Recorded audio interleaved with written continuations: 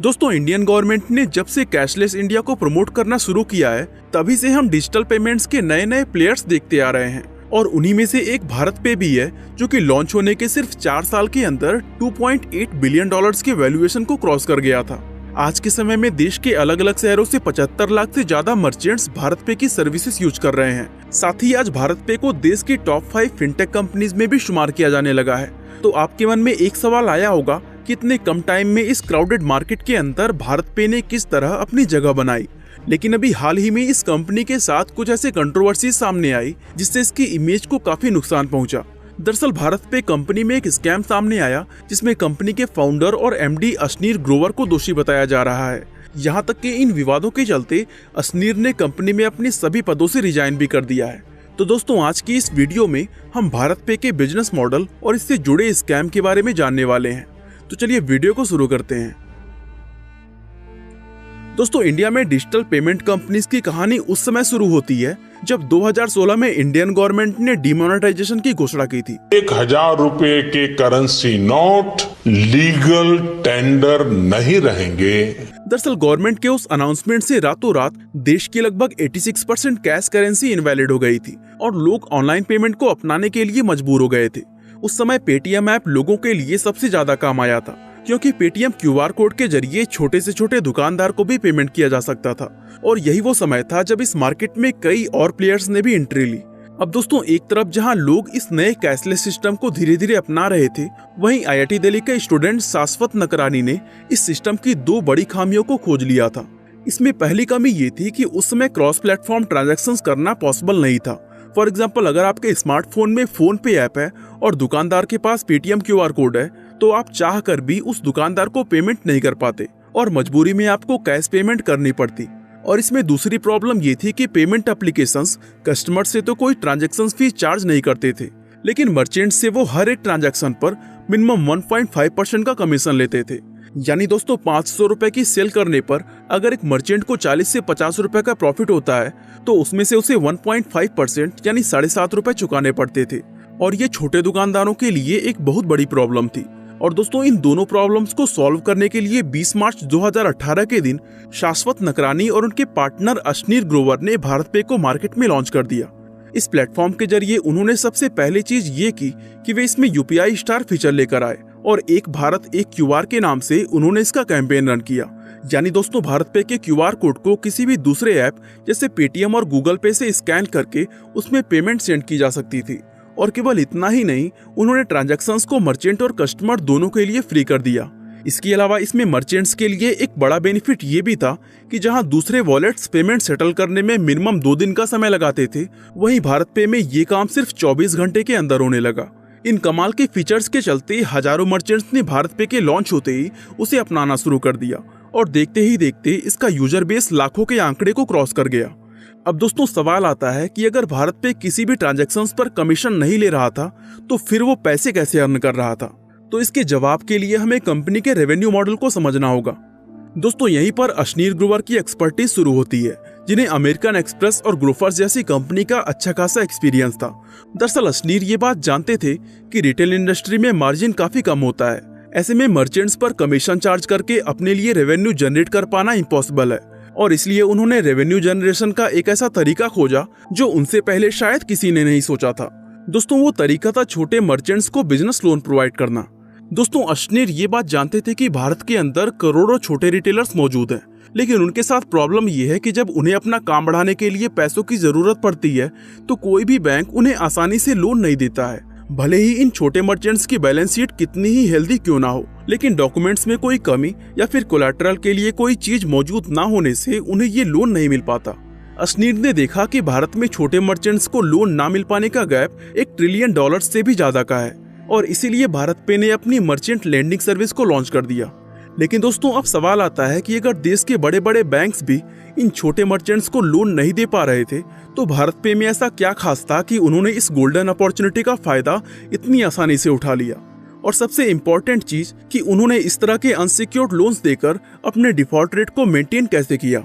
असल में दोस्तों, यहाँ पे जो चीज भारत पे के लिए सबसे ज्यादा मददगार साबित हुई वो है उसकी आर्टिफिशियल इंटेलिजेंस एल्गोरिदम, दरअसल दोस्तों ये एल्गोरिथम भारत पे से जुड़े हर एक मर्चेंट के कैश इनफ्लो और स्पेंडिंग पैटर्न का डेटा अपने पास रखता है।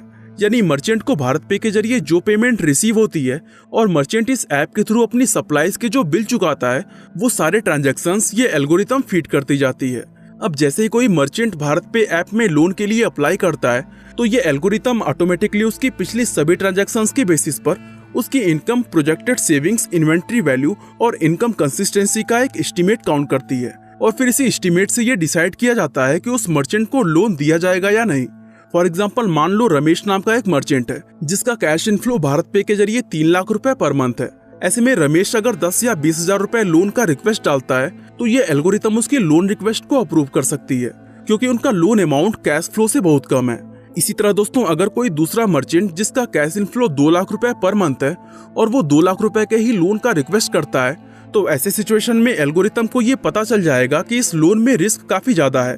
तो ऐसे में फिर एल्गोरिथम या तो इस रिक्वेस्ट को डिसअप्रूव कर सकता है या फिर उस मर्चेंट को वो लोन हाई इंटरेस्ट रेट पर दिया जाएगा।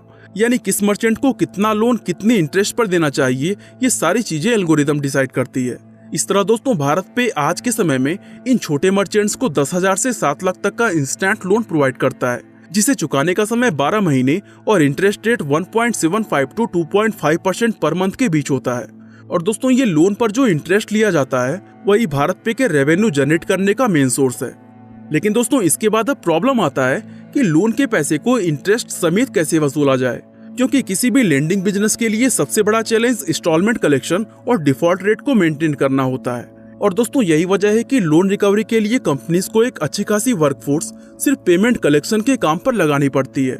लेकिन यहाँ आपको जानकर हैरानी होगी कि भारत पे का रीपेमेंट रेट 96% है, जो कि इस पूरे मार्केट में बेस्ट है। दोस्तों, अब सवाल आता है कि इतने रिस्की और अनसिक्योर्ड लोन देने के बावजूद भी भारत पे ने इस बेंचमार्क को अचीव कैसे किया।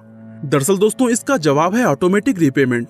दरअसल भारत पे ने अपने सिस्टम को इस तरह से डिजाइन किया है कि मर्चेंट को मंथली इंस्टॉलमेंट भरने की जरूरत पड़ती ही नहीं है, क्योंकि हर रोज सेटलमेंट से पहले इंस्टॉलमेंट का अमाउंट मर्चेंट के डेली ट्रांजैक्शंस अमाउंट से ऑटोमेटिकली डिटेक्ट कर लिया जाता है। फॉर एग्जाम्पल गाइज, मान लो किसी मर्चेंट का लोन इंस्टॉलमेंट 9,000 रुपए पर मंथ है और उसका डेली कैश इनफ्लो 10,000 रुपए है। तो ऐसे में भारत पे हर रोज 10,000 की जगह 9700 रुपए का सेटलमेंट करेगी और बाकी के 300 रुपए डेली इंस्टॉलमेंट के रूप में काट लिए जाएंगे। इस तरह से ना तो मर्चेंट्स के ऊपर एक साथ पूरी इंस्टॉलमेंट देने का बोझ पड़ता है और ना ही उन्हें हर महीने इंस्टॉलमेंट को याद रखना पड़ता है। और यही वजह है कि आज भारत पे का रीपेमेंट रेट इतना जबरदस्त है। दोस्तों, भारत पे अब तक 3 लाख से ज्यादा मर्चेंट्स को 3,000 करोड़ रुपए से ज्यादा का लोन दे चुका है और आज इसकी ये लोन सर्विस देश के 24 राज्य में 11,000 से ज्यादा पिन कोड्स पर अवेलेबल है। इस तरह भारत पे अपनी कमाल की एआई और जबरदस्त बिजनेस स्ट्रेटजीज की मदद से छोटे व्यापारियों की एक बहुत बड़ी प्रॉब्लम को सॉल्व कर दिया और यही वजह है कि इतने कम समय में इसे भारत की टॉप फिनटेक कंपनीज में शुमार किया जाने लगा। खैर, ये तो बात हुई इस कंपनी की ग्रोथ और सक्सेस के बारे में। अब हम उस कंट्रोवर्सी को जानते हैं जो अभी हाल ही में सामने आया है। दरअसल हुआ है कि कुछ समय पहले इंटरनेट पर एक कॉल रिकॉर्डिंग काफी ज्यादा वायरल हो गई थी। इस ऑडियो में भारत पे के फाउंडर अश्नीर ग्रोवर कोटक महिंद्रा बैंक के एक एम्प्लॉय के साथ गाली गलौज करते हुए सुनाई दिए थे। पहले तो अश्नीर ने साफ मना कर दिया कि उस ऑडियो में जो आवाज है वो उनकी नहीं है, लेकिन बाद में जब कोटक महिंद्रा बैंक ने उनके ऊपर एक लीगल केस किया, तब चीजें पूरी तरह साफ हो गई कि आवाज असल में अश्नीर की ही थी। अब दोस्तों, अश्नीर अपनी इस कंट्रोवर्सी से जूझ ही रहे थे कि तभी उनका नाम एक नए विवाद के साथ जुड़ गया। दरअसल भारत पे कंपनी की अकाउंट बुक्स में अश्नीर और उनकी वाइफ से जुड़ी कुछ ऐसी चीजें सामने आई कि कंपनी को इसके लिए एक separate firm Alvarez and Marsal को हायर करके एक इंटरनल इन्वेस्टिगेशन करवानी पड़ गई। और इस इन्वेस्टिगेशन का जो रिजल्ट निकल कर सामने आया उसने सभी को हैरान कर दिया। दोस्तों, अल्वारेज एंड मार्शल की इस रिपोर्ट में अश्नीर और उनकी वाइफ माधुरी से जुड़े 2 तरह के फ्रॉड सामने आए, जहां भारत पे की तरफ से कई सारे ऐसे एचआर फर्म्स को पेमेंट किए गए थे जो रियल वर्ल्ड में एग्जिट करते ही नहीं है। दोस्तों, इन्वेस्टिगेशन में पता चला कि इन एचआर फर्म्स के नाम से जो फेक इनवॉइसेस कंपनी को दी गई थी वो माधुरी के भाई श्वेतांक जैन ने बनाई थी। इसके अलावा दोस्तों, दूसरा फ्रॉड था फॉल्स पेमेंट का, जहां पाया गया कि भारत पे की तरफ से करीब 51 करोड़ रुपए 30 ऐसे मर्चेंट्स को पे किए गए थे जो रियल में थे ही नहीं और उनका कनेक्शन भी किसी न किसी तरह अश्नीर और उनकी वाइफ के साथ ही जुड़ रहा था।